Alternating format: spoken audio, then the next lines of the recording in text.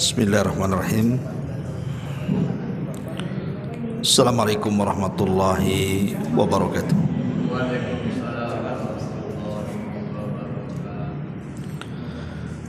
Bihamdillah wassalatu wassalamu ala rasulillah wa ala alihi wa sahbihi wa mawalah wa la hawla wa la quwata illa billahi wa ba'du. Alhamdulillah, segala puja dan puji hanya milik Allah subhanahu wa ta'ala. Salawat dan juga salam kita hadiahkan kepada Rasul kita Nabi besar Muhammad sallallahu alaihi wasallam.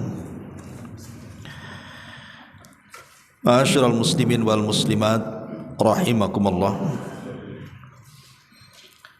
Alhamdulillah, di malam hari ini kembali kita bisa duduk untuk bertalabul ilmi di Masjid Al-Fajri.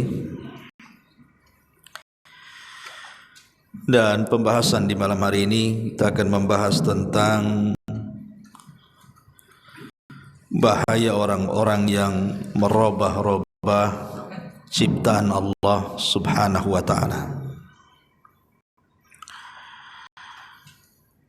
Di dalam Al-Quran, tepatnya pada surah An-Nisa ayat 117 sampai 119,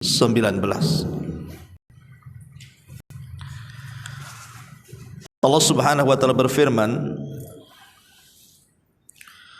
wa iyad'una illa syaitanan marida la'anahu Allahu wa qala la attakhidanna min ibadika nasiban mafruḍa wa la udhillannahum wa la umanniyannahum wa la amurannahum fala yubattikunna adhanal an'am wa la amurannahum falyughayyiranna khalqallah wa man yattakhidhish syaitana waliyan min dunillah faqad khasira khusrana mubina. Dan mereka tidak lain hanyalah menyembah syaitan yang sangat durhaka, yang telah dilaknat Allah subhanahu wa ta'ala.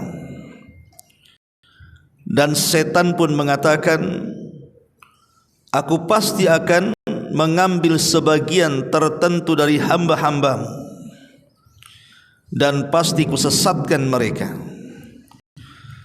dan akan kubangkitkan angan-angan kosong pada mereka,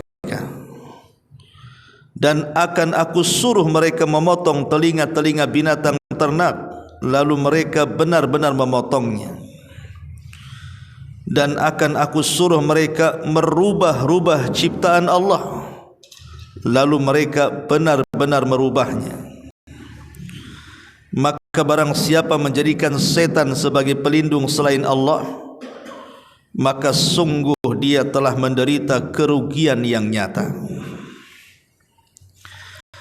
Ayat ini surah An-Nisa ayat 117 sampai 119 menjelaskan kepada kita tentang maksud daripada syaitan menggoda Bani Adam. Di antara tujuan syaitan menggoda Bani Adam adalah wala amurannahum falyughayyiranna khalqallah.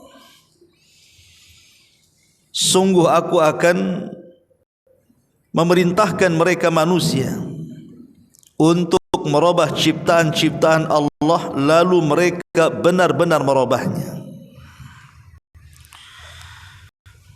Dan sumpah serapah syaitan ini menjadi sebuah kenyataan. Banyak di antara manusia yang mereka terjebak dalam khutuwati syaitan, langkah daripada langkah syaitan.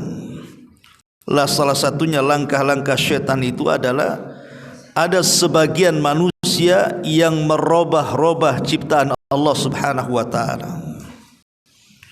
Siapa mereka dan bagaimana cara merubahnya?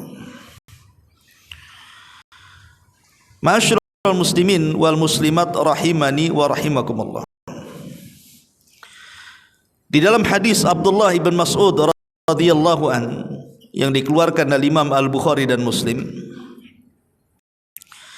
Nabi sallallahu alaihi wasallam mengatakan, la'anallahul washimati wal mustawshimati wal mutanammisati wal mutafallijati lil husni al mughayyirati khalqallah.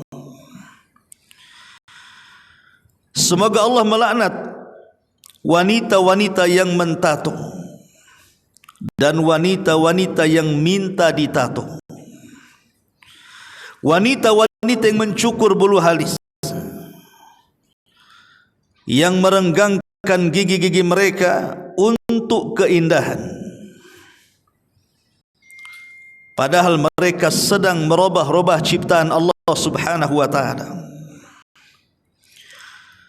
Kemudian ketika Nabi sallallahu alaihi wasallam bersabda seperti ini yang dinukilkan oleh Abdullah bin Mas'ud radhiyallahu an, datang seorang wanita dari Bani Asad, namanya Ummu Ya'qub. Tiba-tiba dia mengatakan, annahu balagani anka annaka la'anta kaita wa kaita. Kata Ummu Ya'qub, telah sampai kepadaku bahwa engkau wahai Ibnu Mas'ud telah melaknat ini dan itu. Faqala, maka Abdullah ibn Mas'ud mengatakan, wa ma li al'anu man la'ana Rasulullah sallallahu alaihi wasallam wa man hunna fi kitabillah. Abdullah ibn Mas'ud mengatakan, bagaimana aku tidak melaknat manusia-manusia yang dilaknat Nabi sallallahu alaihi wasallam dan itu semua terdapat dalam Al-Qur'an. Kemudian wanita ini mengatakan, laqad qara'tu ma baina lauhaini fama wajadtu fihi ma taqul. Sungguh aku sudah membaca berulang-ulang kali Al-Qur'an dari awal sampai akhir. Aku tidak mendapatkan apa yang kau katakan wahai Ibnu Mas'ud. Faqala, maka Abdullah bin Mas'ud mengatakan, la in kunti qara'tiha laqad wajadtihi amma qara'ti wa ma atakumur rasulu fakhudhu wa ma nahakum anhu fantahu. Kata Abdullah bin Mas'ud kepada wanita ini, jika engkau benar-benar membaca Al-Quran dengan sungguh-sungguh, pasti aku akan temui perkataan itu. Tidakkah engkau membaca firman Allah Subhanahu wa taala, apapun yang datang daripada Rasul kepada kalian ambil, dan apapun yang dilarang Rasul maka jauhi. Qalat, maka wanita itu mengatakan, bala, tentu. Qala, maka Abdullah bin Mas'ud mengatakan, fa innahu qad naha anhu, bukankah Nabi sallallahu alaihi wasallam sudah melarang perkara itu? Qalat, maka wanita itu mengatakan, fa inni ara ahlaka yaf'alunahu. Tapi masalahnya wahai Ibnu Mas'ud, aku melihat keluargamu ada yang melakukan tiga perkara tadi. Qala fadhhabi fangzuri. Kalau memang, kata Abdullah bin Mas'ud, ada di antara keluargaku yang melakukan tiga larangan tadi, sebaiknya kau pergi ke rumahku, lihat keluargaku. Fa nadharat falam tara min hajatiha syai'a. Tiba-tiba wanita ini mengecek ke rumah Abdullah bin Mas'ud, rupanya tidak ada wanita-wanita di rumah itu yang melakukan tiga perkara itu. Faqala, maka Abdullah bin Mas'ud mengatakan, lau kanat kadzalika ma jama'tuha. Kalau seandainya ada di antara keluargaku yang melakukan seperti itu, tentu aku tidak mungkin mencampuri mereka, tidak mungkin satu atap dengan mereka. Lihat bagaimana ketegasan Abdullah ibn Mas'ud radhiyallahu anhu kepada keluarganya. Kalau ada di antara keluargaku, kata Abdullah bin Mas'ud, yang mentato atau yang ditato, yang mencukur halis atau yang dicukur halisnya, atau yang merapihkan giginya, aku tidak akan satu atap dengan mereka. Begitulah sikap para sahabat Nabi SAW ketika melihat kemungkaran. Karena tiga perkara ini adalah dosa besar. Kenapa dosa besar? Karena setiap dosa yang dimulai dengan laknat dipastikan dosa itu besar. Kalau ada dosa dimulai dengan kalimat laknat, berarti dipastikan dosa itu dosa besar, bukan dosa kecil. Dan laknat itu artinya Allah tidak akan mendekatkan hambanya dengan rahmatnya dan akan mendekatkan dengan azabnya. Jadi orang yang terlaknat itu orang dijauhkan daripada rahmat dan didekatkan dengan azab. Makanya kemudian dosa apapun yang dimulai dengan kalimat laknat maka dipastikan dosa besar. Berarti dalam hadis ini ada tiga perkara yang dianggap merubah-rubah ciptaan Allah Subhanahu wa taala. Pertama, orang yang mentato atau yang minta ditato. Disebutkan dalam hadis Bukhari dari Abi Juhaifah, qala, dia mengatakan, la'anan Nabiy sallallahu alaihi wasallam al-washimata wal mustawshimata wa akilar riba wa mukilahu wa naha an thamanil kalbi wa kasbil baghi wa la'ana al-musawwirin. Nabi sallallahu alaihi wasallam melaknat pelaku pembuat tato atau orang yang minta ditato, kemudian pemakan riba atau yang memberikan riba, kemudian melarang menjual beli anjing termasuk upah para pelacur, dan melaknat orang-orang yang menggambar melukis makhluk-makhluk yang bernyawa. Lihat di sini Nabi SAW secara khusus menyebut kalimat tato, bahwa Rasul SAW melaknat pelaku tato dan yang minta ditato, kemudian pelaku riba dan yang minta atau yang memberi riba, kemudian juga melarang, artinya diharamkan jual beli anjing, kemudian juga haram upah pelacur, dan melaknat orang-orang yang menggambar atau melukis makhluk yang bernyawa. Ma'asyiral muslimin yang dimuliakan Allah Azza wa Jalla, dalam bahasa Arab al-wasam itu artinya memasukkan jarum atau sejenisnya ke dalam kulit sehingga berdarah. Kemudian setelah itu mengisi dengan celak atau sejenisnya sehingga menimbulkan warna yang berbeda dari kulit. Atau bahasa kitanya ya tato lah apa gitu. Ma'asyiral muslimin yang dimuliakan Allah Azza wa Jalla. Tetapi ulama memerinci, apakah semua tato itu dilarang ataukah ada tato yang dibolehkan? Ada yang mengatakan bahwa kalau tato itu sifatnya temporary, artinya non permanen, tidak permanen gitu ya. Seperti umpamanya ada seorang wanita hendak menikah, biasanya kan tangannya dihena tuh, digambar-gambar, ya, digambar bunga, digambar apa, itu tato juga dalam bahasa Arabnya. Tetapi kan tidak permanen itu, karena kalau terkena air atau mungkin dibasuh atau digosok pun bisa hilang dia. Maka tato jenis seperti ini tidak ada masalah. Atau stiker yang kalau ditempel kemudian dicabut lagi hilang kan gitu tato tuh. Maka yang seperti ini tidak ada masalah. Jadi larangan ditato itu maksudnya adalah yang sifatnya permanen. Kalau sudah ditato tidak bisa dihilangkan, kecuali dengan sangat sulit dihilangkan, tak dengan laser, tak dengan apa kan gitu. Itulah yang dimaksud hadis Nabi SAW.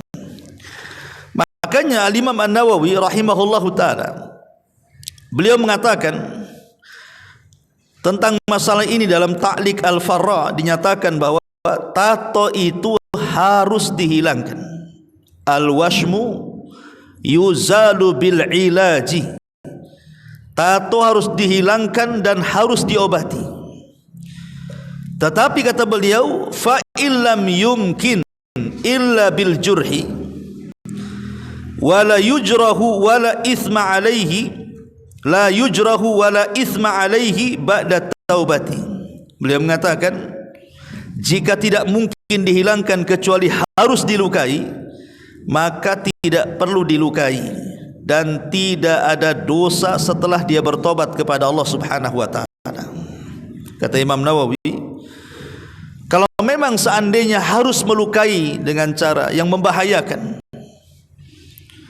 tapi kan sekarang alhamdulillah, sekarang kan ada alat-alat penghilang tato kan, yang tidak melukai, maksudnya dengan laser, dengan apa kan. Tapi kalau zaman dulu kemudian harus disetrika dan begitu seterusnya, nanti ngecap pula tato setrika di situ. Jadi maksudnya di sini kalau memang menyakitkan dan memadaratkan orang yang bertato ini, maka Imam Nawawi mengatakan tobatnya tidak perlu dihilangkan. Tetapi kata para ulama yang lain, walaupun demikian tutuplah tato itu dengan pakaian. Sebisa mungkin kalau bisa jangan ketahuan dia punya tato. Cukuplah antara dia dengan Allah itu dosa masa lalu. Karena kalau apalagi kemudian kalau tato itu ditampak-tampakkan, maka ini sama dengan menampakkan dosa masa lalu. Ya, kecuali karena hajat kebutuhan, mungkin kepanasan, haredang atau apa gitu kan, terpaksalah di sewaktu-waktu dibuka kan itu. Tapi sebaiknya tato itu ditutup kalau tidak bisa dihilangkan. Lalu bagaimana tentang solat orang yang bertato? Maka fatwa para ulama seperti disebutkan dalam fatwa Syabakah Islamiyah, para ulama mengatakan fala yakhfa 'alaika anna wad al-washmi 'alal jasadi dzambun 'azimun wa ma'a dzalika la ta'thirahu 'ala sihhati salati. Tidak diragukan bahwa mentato badan adalah dosa besar, meskipun demikian hal itu tidak mempengaruhi keabsahan salat. Artinya salatnya sah saja. Ya, selama tadi ditutup gitu ya, supaya tidak dilihat orang, tidak membuat suudzon orang. Dia sudah tobat, tapi kalau tatonya masih nempel, orang suudzon, jangan-jangan ini orang jahat nih, jangan-jangan ini preman nih, jangan-jangan ini orang enggak bagus kan, dibuat suudzon orang. Sementara tempat-tempat yang menimbulkan prasangka orang itu harus ditinggalkan. Salah satunya ditutup gitu ya.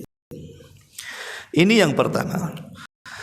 Yang kedua, Nabi SAW melarang untuk mencukur halis, karena ini bagian daripada merubah-rubah ciptaan Allah. Sama dengan tato juga, Allah Subhanahu wa taala sudah bagus-baguslah menciptakan kita ini sebaik-baik bentuk, dirusak pula. Bahkan naudzubillah, tato ini sekarang berkembang bukan hanya di badan, sampai ke mata. Bayangkan kelopak mata itu sampai ditato, naudzubillah. Sudah kayak mata kucing, sudah menyeramkan, tengoknya juga enggak, walaupun perempuan itu secantik-cantiknya pun hilang kecantikannya, setampan-tampannya manusia pun hilang ketampanannya. Yang ada ketakutan, karena biasanya tato itu identik dengan orang jahat biasanya. Kalau orang baik kan enggak ada. Coba antum ke pesantren-pesantren, ada santri yang ditato? Ya, enggak ada. Orang baik itu enggak mungkin ditato. Karena ini memang perbuatan orang-orang fasik kan gitu. Awalnya dari kafir ditiru oleh umat Islam. Tatonya orang kafir dihapus, umat Islam pula makin banyak tatonya tuh. Nah ini merubah-rubah ciptaan Allah, dilaknat oleh Allah Subhanahu wa taala. Jadi yang kedua ini mencukur bulu halis. Nabi SAW tadi mengatakan, la'anallahul washimati wal mustawshimati wal mutanammisati wal mutafallijat. Allah melaknat tukang tato, orang yang ditato, dan orang-orang yang mengikir atau merenggangkan gigi untuk kecantikan, dan itu merubah ciptaan Allah, dan orang-orang yang mencukur bulu halis. Masyarul muslimin yang dimuliakan Allah Subhanahu wa taala, an-namisat, kata Imam Nawawi ketika memberikan catatan kepada hadis ini, saya akan bacakan artinya saja ya. Beliau mengatakan bahwa an-namisat adalah orang-orang yang menghilangkan rambut wajah, sedangkan al-mutanammisah adalah orang yang meminta dicabut. Perbuatan namas ini haram kecuali jika pada wanita terdapat janggut ataupun kumis, maka tidak mengapa untuk dihilangkan. Bahkan menurut kami hal itu disunnahkan. Jadi asal kalimat al-mutanammisat itu tidak terpaku kepada mencukur bulu halis, tapi bulu-bulu yang ada di wajah, yang mencabut bulu-bulu yang ada di wajah. Lah kita tahu bahwa wanita-wanita di zaman sekarang ini ada sebagian mereka kemudian mencukur bulu halis sampai habis, kemudian diganti dengan bulu halis lain dengan cara dijahit kan begitu, atau mungkin diwarnai dan begitu seterusnya. Lah yang seperti ini jelas haram, tidak boleh, kecuali kalau memang bulunya mungkin tidak sama sebelah kiri dengan sebelah kanan, maka boleh disamakan dengan cara dicukur pendek kan itu, atau mungkin kepanjangan sehingga membahayakan mata, maka boleh dicukur ya. Tapi kalau gunanya hanya untuk kecantikan, ingat Allah Subhanahu wa taala sudah menciptakan manusia itu secantik mungkin. Jadi jangan pernah dirobah-robah. Makanya kemudian para ulama mengatakan bahwa adapun bila bulu halis itu terlalu panjang melebihi keadaan normal, atau ada beberapa hal yang tidak rata sehingga sangat mengganggu bagi diri wanita, maka memotongnya atau meratakannya dibolehkan oleh sebagian para ulama, di antaranya Imam Ahmad dan Hasan Al-Basri. Ya, jadi boleh memotong itu jika memang tidak normal, umpamanya terlalu lebat gitu kan. Ya, sementara orang enggak seperti itu, maka boleh dipendekkan. Ya, atau mungkin ada yang panjang sehingga mengganggu mata, maka boleh kemudian dipotong.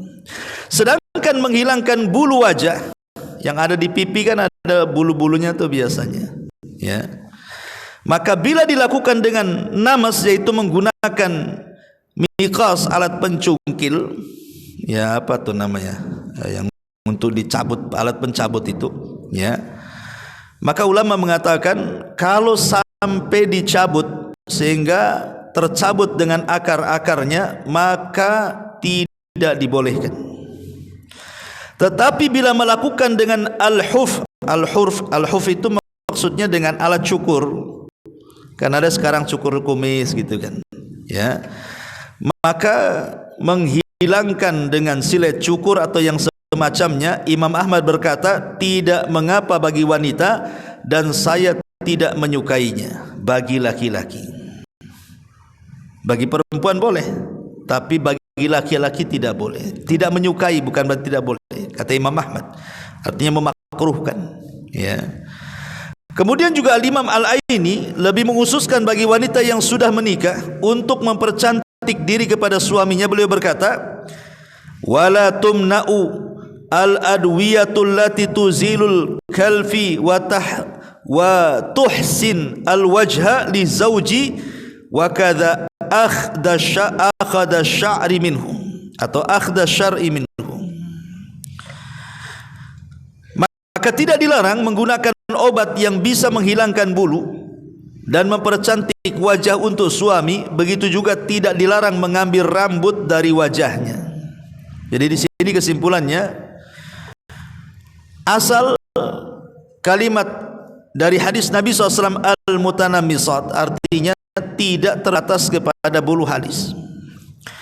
Tetapi umumnya memang rata-rata wanita ini mereka mencukur bulu halis. Umumnya seperti itu. Makanya di penerjemah-penerjemah yang menerjemahkan hadis ini biasanya diarahkan ke halis. Tetapi sebenarnya kalimat al-mutanammisat ini setiap bulu yang menempel di wajah ya. Maka para ulama bagi wanita itu hanya membolehkan jika selain halis dan itu mengganggu kecantikan seorang wanita. Umpamanya ada wanita kok ada janggutnya, ya mungkin karena penyakit apa gitu ya yang menimbulkan tumbuh rambut, ataupun mungkin berkumis, atau mungkin banyak bulu-bulu yang tumbuh, maka itu dibolehkan. Tapi catatannya bukan dicabut, tapi dicukur gitu maksudnya. Kalau dicabutkan sampai ke akar-akarnya, tapi kalau dicukurkan tidak, hanya bagian depannya saja, bagian yang kita tampak dari wajahnya. Lah ini mencukur bulu halus itu yang umum, dan ini kalau dikerjakan tanpa ada alasan hanya untuk mempercantik, maka ini bagian daripada merubah cipta Allah. Dan wanita-wanita yang mencukur bulu halus seperti ini dilaknat oleh Allah Subhanahu wa taala. Ini yang kedua. Kemudian yang ketiga, mengikir gigi, atau istilah sekarang ini membekel. Ya kan, sekarang kan banyak tuh. Kalau dulu saya lihat perempuan, karena laki-laki udah banyak pula dibekel itu. Gimana makannya orang dibekel tuh ya? Apa enggak kalau makan tulang, makan apa enggak kesangkut-sangkut kawat tuh. Kan? Ya. Jadi Al-Imam Ibnu Utsaimin rahimahullahu taala pernah ditanya hukum bekel. Ya. Syekh, bagaimana hukumnya memperbaiki gigi ataupun meratakan, merapihkan gigi? Maka beliau menjawab ada dua kategori. Pertama, jika tujuannya supaya bertambah cantik ataupun indah, maka ini hukumnya haram. Nabi SAW melaknat wanita-wanita yang menata gigi agar terlihat lebih indah, dan itu umumnya seperti itu kan. Umumnya membekel itu supaya giginya bagus, ya kan, indah, supaya senyumnya senyum Pepsodent atau apa gitu kan. Rata-rata kan seperti itu. Ini dilaknat, tidak boleh. Ya, ini kategori pertama. Kategori kedua, artinya kalau untuk wanita saja, padahal kan tuntutan wanita itu cantik kan, itu aja dilarang. Apalagi laki-laki, untuk apa laki-laki? Laki-laki itu justru kalau semakin apa namanya jelek gitu ya, semakin hitam itu makin gagah harusnya. Ini ndak, laki-laki tak mau ketinggalan juga, kayak perempuan juga, kayak banci jadinya. Ya. Kemudian yang kedua, jika seorang ini memperbaiki karena sebuah cacat, kata Syekh Utsaimin, tidak mengapa ia melakukannya. Sebagian orang ada sesuatu cacat pada giginya, mungkin pada gigi serinya atau gigi yang lainnya. Cacat tersebut membuat orang merasa jijik untuk melihatnya, maka tidak mengapa orang ini merapihkannya. Seperti memang terlalu regang giginya kan, jauh. Kalau makan loncat pula itu dari situ tuh makanan tuh. Nah, itu kan terlalu renggang namanya. Kita ratakan, karena apa? Karena memang enggak seperti itu giginya manusia. Jadi kalau dibalikan kepada hukum asalnya, bukan merubah ciptaan Allah.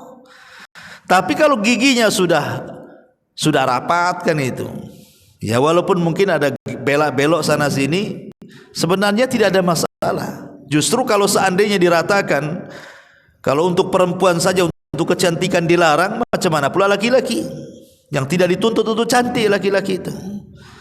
Maka ini juga tidak dibolehkan. Adapun kalau memang karena sebuah penyakit, maka tidak ada masalah, karena ada hadis Nabi SAW yang menopang. Jadi dahulu diriwayatkan dari Abdurrahman bin Tarfah ini, kakeknya ini bernama Arfajah. Jadi ada seorang sahabat namanya Arfajah radhiyallahu an, Ibn Sa'ad. Jadi waktu peperangan itu ketebas ininya, hidungnya nih, hidungnya hilang, ya, jadi rata dengan wajah karena hidungnya hilang, ketebas pedang, ya. Jadi akhirnya kemudian dibuatlah hidung-hidungan dari perak, tempel gitu hidung-hidungan dari perak kan. Tapi akhirnya membahayakan bagi hidungnya, membusuk sehingga beraroma tidak sedap. Maka Nabi SAW menyuruh untuk diganti sebaiknya dibuat dari emas supaya tidak membahayakan. Akhirnya dibuanglah perak itu. Kemudian oleh Rasul disuruh untuk diganti hidung-hidungan dari emas. Setelah dibuatkan, rupanya hilang baunya tadi. Nah, ini kan tidak ada masalah kan, menempelkan sesuatu di hidung kan, karena memang hidungnya nggak ada. Akhirnya dipasanglah hidung-hidungan. Ya, karena manusia kan asalnya ada hidungnya kan gitu. Ketika dikasih hidung-hidungannya tidak ada masalah. Ya, ini menurut kata ini istidlalnya adalah artinya jika ada penyakit atau cacat atau apapun maka tidak masalah. Itu tidak merubah-rubah ciptaan Allah Subhanahu wa taala. Berarti dari sini ikhwatul fillah memuliakan Allah Subhanahu wa taala. Ada 3 perkara yang kita simpulkan dari 3 perkara ini. Pertama, kata ulama, maka lil ilaji wa izalati da'i, selama untuk pengobatan dan menghilangkan penyakit maka tidak mengapa. Selama untuk pengobatan dan menghilangkan penyakit tidak mengapa. Yang kedua, maka li izalatil aibi tari, selama untuk menghilangkan aib. Bawahnya tadi alisnya kepanjangan jadi jelek kan itu ya, maka tidak mengapa dihilangkan, dicukur gitu.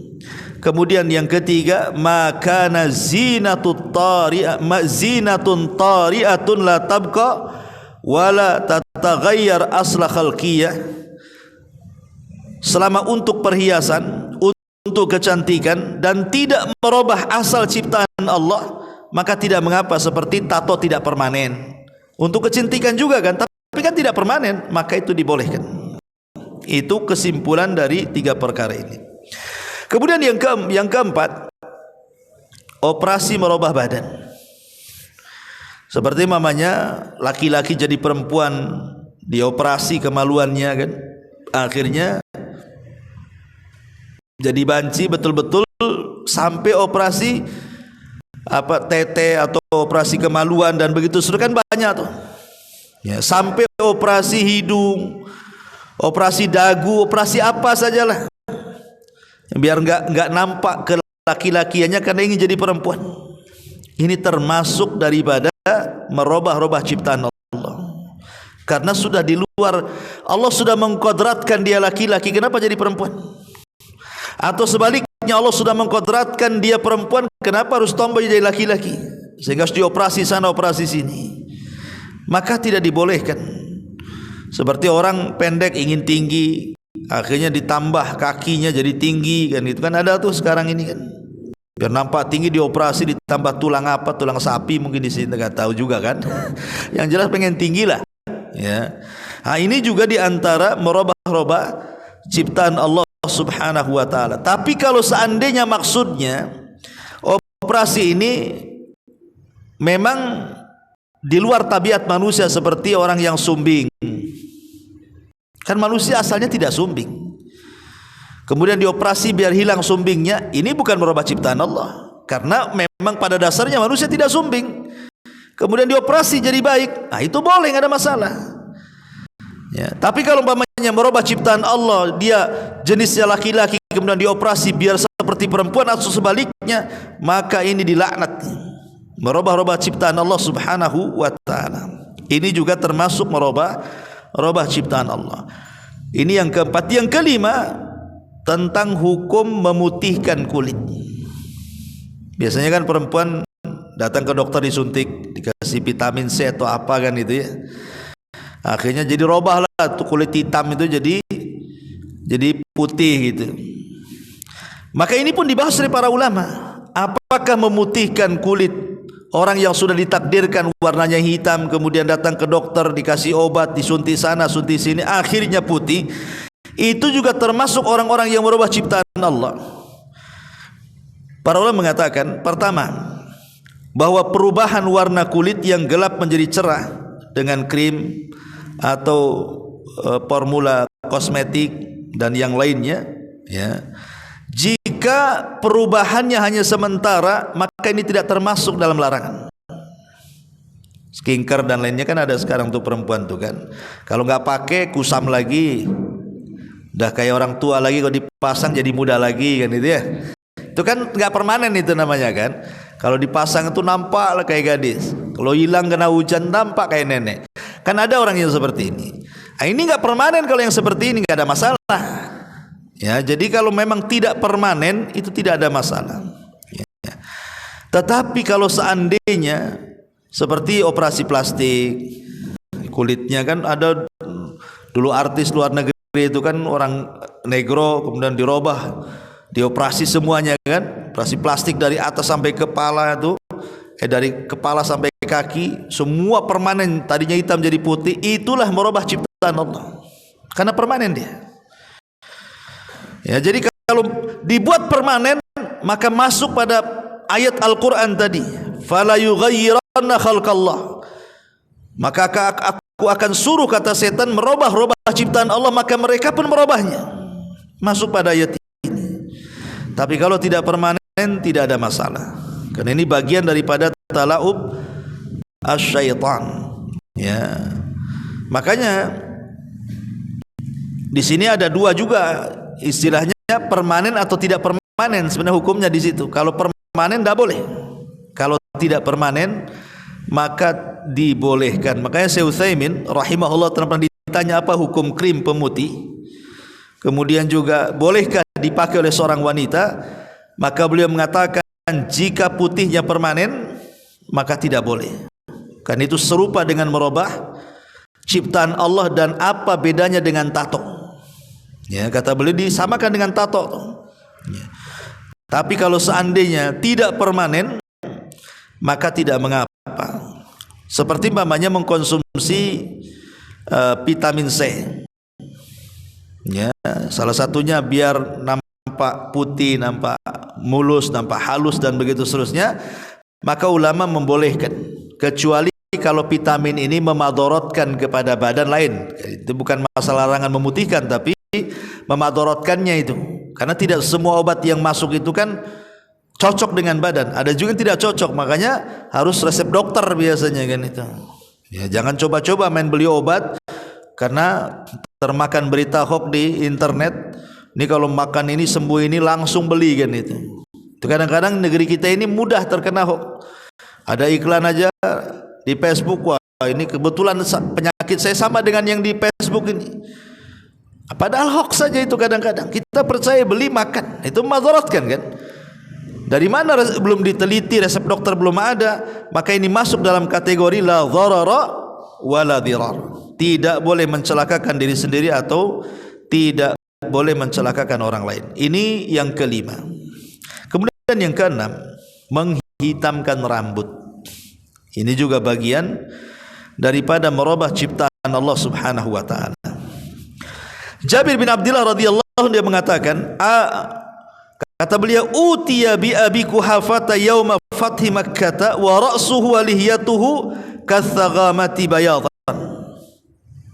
Jadi satu hari ayahnya Abu Bakar, namanya Abu Quhafa, itu kan di antara keluarga Abu Bakar yang telat masuk Islam itu ayahnya. Semua udah masuk Islam, ayahnya belum. Ayahnya Abu Bakar itu baru masuk Islam setelah Fatu Mekah. Jadi setelah Mekah dikuasai Rasul, baru dia ada hidayah ingin masuk Islam. Lah kebetulan Abu Quhafa itu kan buta, sudah tua. Kemudian juga rambut dan janggutnya sudah beruban semuanya. Maka Nabi SAW menyuruh kepada Abu Quhafa untuk merubahnya dengan cara menyemirnya. Jadi biar nampak tua kali. Kata Rasul, ghayyaru hadza bi syai'in. Sebaiknya rambut bapakmu hai Abu Bakar sama janggutnya itu robahlah dengan sesuatu.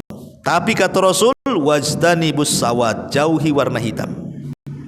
Boleh dengan warna yang lain, tapi jauhi warna hitam. Ya.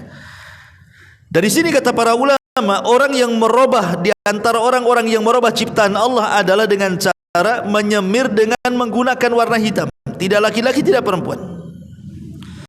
Tetapi kalau mirip-mirip antara merah dengan hitam, pirang dan begitu seterusnya, maka tidak mengapa. Ya, tapi kalau warna hitam mutlak, yang dilarang itu kan hitam mutlak maksudnya.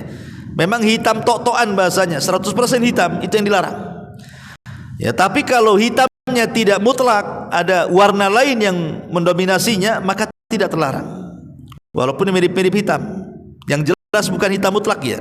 Karena ulama mengatakan yang dilarang di sini adalah sawadul mutlak, memang hitam secara mutlak, itu yang dilarang, diharamkan, tidak boleh. Dan itu telah merubah-rubah ciptaan Allah Subhanahu wa taala, sehingga Rasul mengatakan yakunu qaumun yakhdhibuna fi akhir zaman bisawad, akan datang sebuah kaum, kata Rasulullah, di mana di akhir zaman banyak orang-orang yang mereka menyemir rambut-rambut mereka dengan warna hitam. Jadi 14 abad yang silam Rasul sudah mengatakan akan muncul sebuah kaum di akhir zaman di mana mereka akan menyemir rambut-rambut mereka dengan warna-warna hitam. Shadaqah Rasulullah. Memang betul Rasul bersabda seperti itu. Hari ini rata-rata orang takut tua kan. Mereka tidak paham bahwa uban yang ada di kepala itu banyak keutamaan. Ya. Uban di kepala itu banyak keutamaan. Yang pertama, di antara keutamaan orang beruban itu, dia akan menjadi cahaya pada hari kiamat. Jadi uban itu akan menjadi cahaya bagi kita kelak pada hari kiamat. Kemudian yang kedua, uban ini bisa menambah kebaikan, mengingatkan kepada kematian. Karena itu bagian daripada tanda-tanda alamat dekatnya kematian. Karena biasanya kalau normal ya, orang beruban itu kalau sudah di atas 40 tahun biasanya sudah mulai muncul 1, 2, 3. Normalnya orang lah ya. Kalau di bawah 40 tahun itu jarang orang beruban tuh. Tapi kalau sudah di atas 40 tahun ke atas, itu biasanya muncul satu-satu tuh. Entah kalau nggak ada di rambut ya, entah di bulu hidung kadang-kadang, entah di janggutnya, entah di kumisnya, pokoknya ada aja uban tuh. Itu sebenarnya itu tanda-tanda dekatnya kematian tuh. Walaupun itu bukan alamat pasti orang beruban itu besok mati, tidak ya. Maksudnya sudah dekat, karena memang rata-rata munculnya itu 2/3 hidupnya sudah dilalui. Kalau mengikuti hadis Nabi itu bahwa umur manusia itu, umur umat Rasul berkisar 60 sampai 70 tahun. Berarti kalau sudah 40 tahun kan 2/3 hidup sudah dilalui itu, tinggal 1/3-nya saja kan. Makanya biasanya di atas 40 tahun baru muncul uban. Lah ini sebenarnya mengingatkan kepada kematian. Ya, jadi bukan hanya menambah kebaikan, mengangkat derajat, menghilangkan kesalahan, juga bisa mengingat kematian. Makanya jangan sampai dirubah dengan warna hitam, nanti nggak ingat mati jadinya. Rasanya muda terus ya. Dan lebih daripada itu, uban itu adalah cahaya kelak pada hari kiamat yang akan menerangi kita di hari yang tidak ada cahaya kecuali cahaya Allah. Makanya jangan pernah dicabut uban itu. Ustadz gatel apa kan itu? Itu tombe bukan uban tuh yang gatel tuh. Ya, pakai sampo lah, berarti nggak pernah sampuan dia. Yang nggak beruban aja garu-garu. Alasan aja itu gatel tuh ya. Intinya bahwa ketika seseorang merubah-rubah ciptaan Allah adalah ketika mengganti warna dengan hitam mutlak. Sekarang pertanyaannya, bagaimana kalau seandainya orang ini belum beruban, kemudian disemir kepalanya, apakah dibolehkan? Hadis-hadis soal menyemir itu kan karena beruban, seperti hadis yang kita baca Abu Quhafa itu kan sudah beruban, kata Rasul semir. Karena salah satunya adalah pertanyaan kepada sahabat, bagaimana uban-uban Yahudi wahai sahabat? Kata sahabat, mereka membiarkan memutih. Maka kata Rasulullah, selisih Yahudi, warnai rambut-rambut kalian dengan henna, ya, tapi hindari warna hitam, kata Rasul. Jadi ketika kita ini menggunakan henna, itu salah satunya adalah untuk menyelisih Yahudi sebenarnya. Nah, ketika kemudian kata Rasul hindari warna hitam, karena takut warna hitam itu bisa merubah ciptaan Allah, itu maksudnya ya. Lah di sini ulama mengatakan, jadi yang jelas jika belum beruban, jika disemir ataupun diwarnai, maka ulama mengatakan, kata Syekh Shalih Fauzan hafizahullah taala dalam fatwanya, dan juga Syekh Albani juga berpendapat seperti ini, bahwa kalau seandainya rambut kita ini tidak beruban, sebaiknya tidak disemir. Karena umumnya semir ini biasanya dilakukan orang-orang fasik, orang yang tidak beruban, kemudian disemir rambutnya, itu umumnya dilakukan orang fasik. Sehingga ketika kemudian seseorang menyemir rambut padahal rambutnya belum beruban, maka masuk dalam kategori man tasyabbaha biqaumin fahuwa minhum. Barang siapa yang tasyabbuh dengan sebuah kaum, maka dia termasuk kaum itu. Maka kata Syekh Shalih Fauzan, Syekh Albani dan yang lainnya mengatakan sebaiknya tidak usah disemir. Kalau belum beruban, biarkanlah begitu. Malah cantik hitam kan gitu. Itulah ciptaan Allah seperti itu. Kenapa kemudian dirubah-rubah? Ya. Lah ini juga di antara perkara-perkara yang dianggap merubah ciptaan Allah. Taib, lalu apa hikmah pelarangannya? Apa sih hikmahnya? Kenapa kemudian perkara-perkara ini diharamkan? Pertama, karena merubah-rubah ciptaan Allah itu ma fiha minal ghisyi wal khida, di dalamnya terdapat penipuan, terdapat kebohongan dan penipuan. Ini yang pertama. Yang kedua, at-tasakhut min khalqatillahi azza wa jal wal qadhi fi hikmatihi wa adamir ridha'i bi taqdirihi wa tadbirihi. Karena ini mengundang kemurkaan Allah ketika seseorang itu tidak yakin dengan ciptaan Allah. Dia sudah mencacati hikmah Allah menciptakan badannya seperti itu. Dia seolah-olah tidak redha dengan penciptaan Allah kepada dirinya. Allah sudah membentuk sebaik mungkin, kita tidak suka dengan ciptaan Allah, tidak redha, sehingga harus dirubah-rubah lagi. Nah inilah di antara kenapa kemudian dilarang, karena tadi menimbulkan kemurkaan Allah. Pamaya antum arsitek nih gambar, nih bangunan, kasih tukang bangunan, antum tinggalin. Tahu-tahu setelah jadi kok beda rumah dengan gambar nih, apa enggak marah arsitek itu kan gitu. Kurang lebih seperti itu. Ini kepada makhluk. Mimbabil aula Allah Subhanahu wa taala kan. Makhluk aja bisa marah kalau buat rumah tidak sesuai gambar. Kok kamu tukang pandai-pandai aja buat rumah. Saya buat 1 tingkat, kok buat 3 tingkat. Patutlah uang saya habis katanya kan. Nah, ini kadang-kadang sesama makhluk saja bisa murka, bagaimana Allah Subhanahu wa taala yang menciptakan kita. Makanya di sini ini yang kedua, ini kenapa hikmah dilarang. Yang ketiga, karena sama dengan mengikuti hawa nafsu. Biasanya orang-orang yang merubah-rubah tadi seperti mencukur halis, mengikir gigi, mentato, merubah rambut berwarna hitam, atau mengoperasi laki-laki dan menjadi perempuan dan begitu seterusnya, itu umumnya karena dorongan syahwat. Umumnya karena dorongan syahwat. Dan syahwat ini bagian daripada khutuwati syaitan, ya. Langkah daripada langkah-langkah syaitan, dan ini taklid dengan orang kafir dan fasik. Umumnya yang melakukan ini orang kafir dan fasik. Berarti hakikatnya kita ingin tasyabuh dengan mereka dan mengikuti syahwat-syahwat kita, naudzubillah. Ya. Kemudian juga yang nomor 4 hikmahnya, kenapa Allah Subhanahu wa taala melarang? Karena Allah Subhanahu wa taala hakikatnya tidak pernah memandang fisik kita. Allah enggak pernah memandang fisik kita. Innallaha la yanzuru ila suwarikum wala ila amwalikum walakin yanzuru ila qulubikum wa a'malikum. Allah tidak pernah memandang fisik kalian.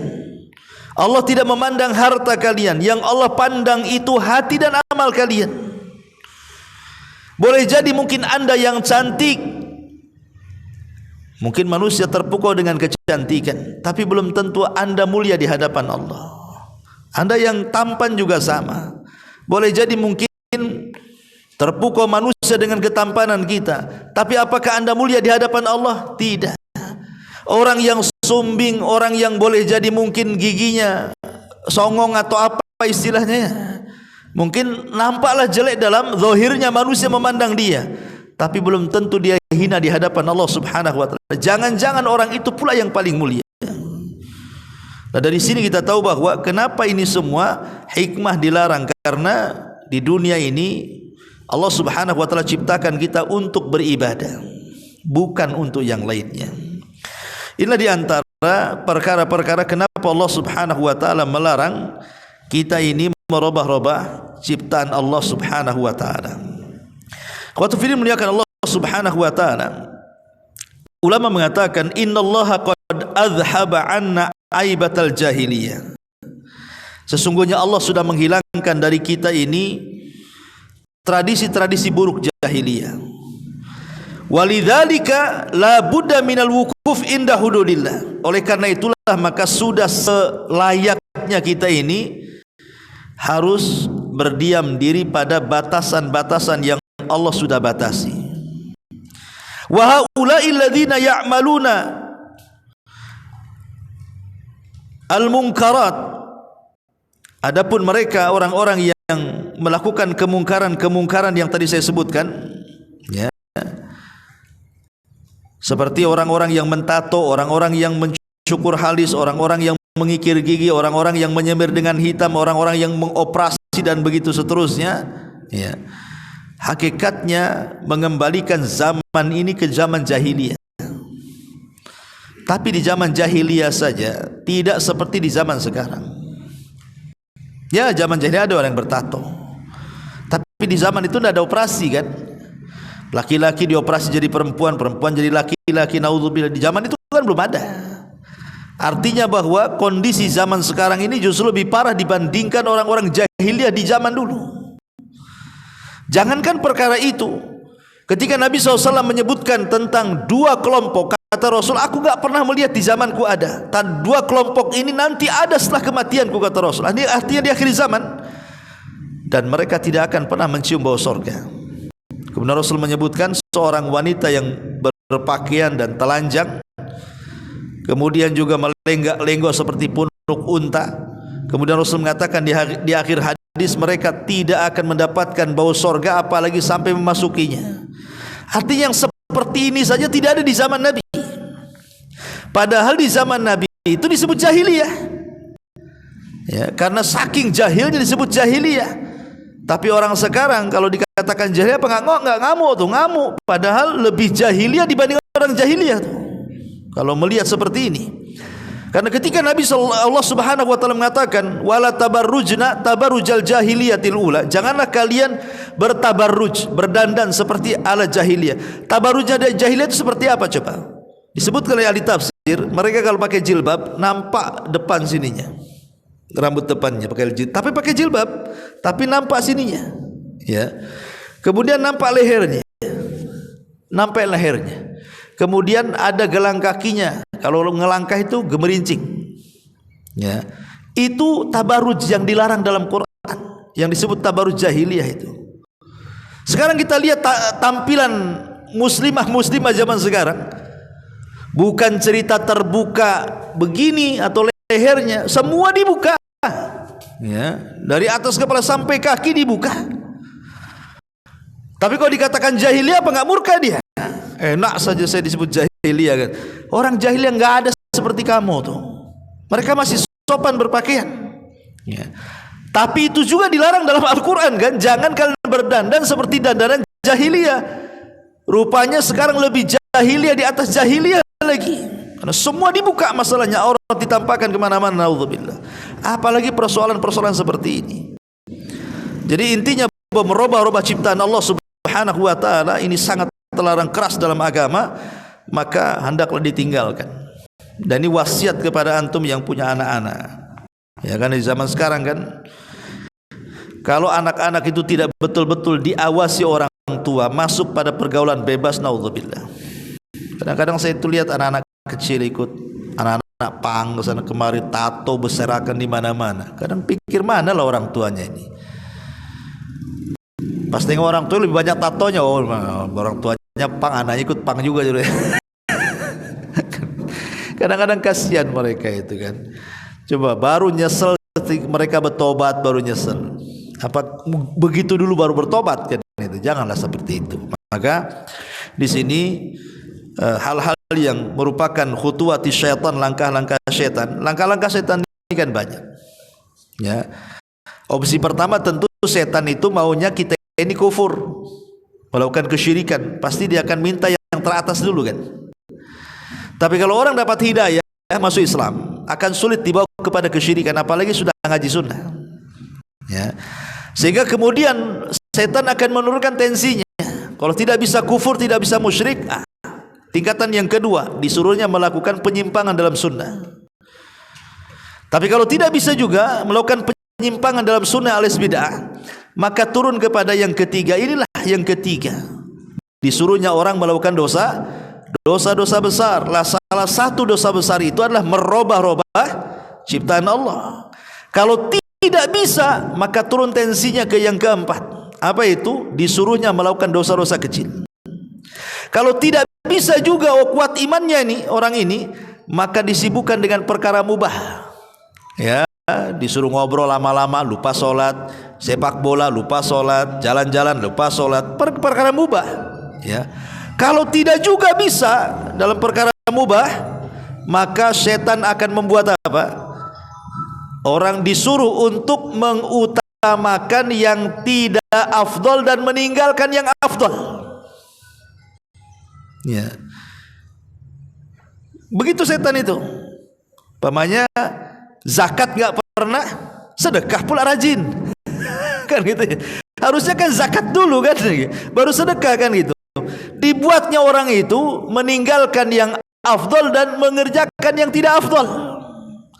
Kalau tidak bisa juga, itu setan akan mengerahkan semua pasukannya, disuruhnya supaya manusia itu bertengkar satu dengan yang lainnya. Itu disebut tahris namanya. Ya, at-tahrisi bainakum, dibuatnya orang itu dengki, dibuatnya orang itu dendam, dibuatnya tetangga ngomongin kita, akhirnya kita bermasalah. Itu semua langkah-langkah setan. Tentu banyak itu langkah-langkah setan itu. Ya, makanya kenapa Allah dengan tegas mengatakan wala tattabi'u khutuwati syaitan, jangan ikuti langkah-langkah setan, innahu lakum aduwwum mubin, karena dia itu musuhmu yang nyata. Setan itu musuhmu yang nyata. Wallahu a'lam bishawab. Ini yang bisa saya sampaikan. Mudah-mudahan ada manfaatnya. Subhanaka wa bihamdika asyhadu an la ilaha illa anta astaghfiruka wa atubu ilaik. Allahu ta'ala.